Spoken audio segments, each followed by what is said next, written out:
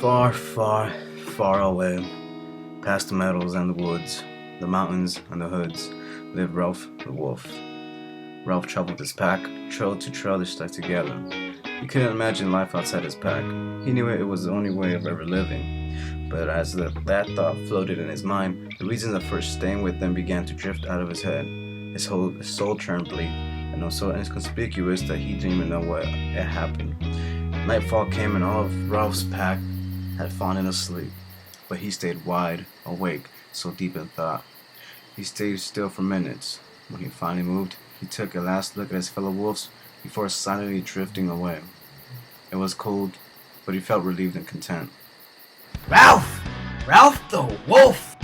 Rocco? Nobody knows. He told himself.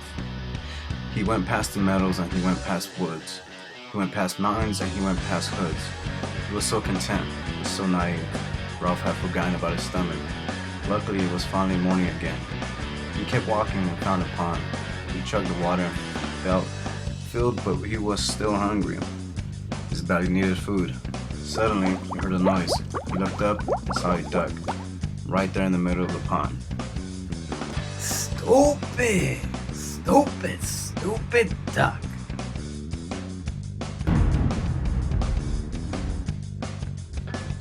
Ha! Did you really think that you could put your filthy paws on me? Stupid wolf. I'm not stupid. Maybe you're not, but you sure were stupid enough to talk when I was here. But just for the facts, I am a clever one. I am Sebastian, and you are? Ralph, listen. What are you doing out here, Ralph? I'm looking for something. Where's your pack? I don't need a pack, loco. Well, if you're looking for something, it would be easier with the pack to find. What is it that you're missing? I'm not missing anything. I'm just looking for something, you know? What is it? I don't know. Then how do you know you're looking for something? Why do you ask so many questions? That's how I learn. Alrighty then. Well, I'm leaving. Bye. Wait! Can I come? Why would you want to come? You scared that I'll eat you? No, you're stupid. If anything, you should be scared of me eating you first. Sebastian led the way to the travel to nowhere for the search of nothing. Ralph, still hungry, asked Sebastian for food. He went to gather some and brought them back to Ralph. These mushrooms are okay.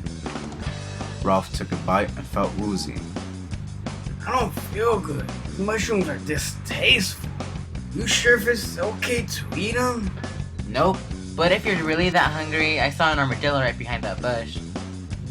Ralph creeped up and eyeballed the little armadillo. Try not to talk when you're about to launch this time. What do you think you're doing? Gonna eat you. Come here. You can't eat me.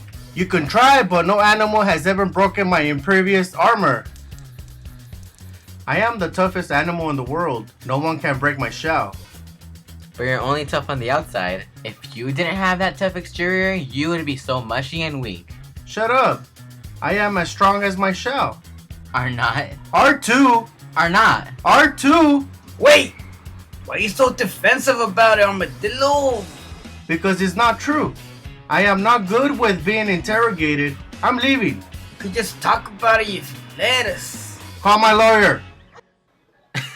How does an armadillo get a lawyer? It was night again, and so Ralph and Sebastian found a spot to sleep. The next morning, Ralph awoke with such energy and determination. He looked for his dead friend, but he was gone. Nowhere to be found. Gone, Sebastian had left. Ralph was lugubrious and found himself alone again. He walked towards the forest, pouncing his paws down on the mud and dirt. He couldn't feel more betrayed. He kept on pouncing his paws when all of a sudden he heard a yelp in the ground beneath him. Excuse me, hello? Thank you. I could hardly breathe under your big ol' paw. I swear, I almost died. You weren't close to death. You were anywhere but near it. How could you tell? Because you could talk. Wow, why are you so bitter? Because I abandoned my pack, you see. Now I'm abandoned by everything else. That's called nature. Don't have a pity party for yourself. You have to roll with the punches. That's not possible. My mind is bleak. I don't even know why. Really? You're a big wolf, and you can go wherever you want. It takes me a day to get to the tree when it only takes you a minute. If you would stop complaining, maybe you would know why you were unhappy. That's if you are unhappy. At that moment, Ralph had a realization. Maybe he was only overthinking it all, and all that he needed was just some time to call his own. He was so embarrassed about his situation. He apologized to the woman for being rude and thanked her for her help. Ralph felt brand new, and the sadness that floated in his mind was overtaken by joy and relaxation. He began to head forward, further into an unknown path. Ralph the wolf.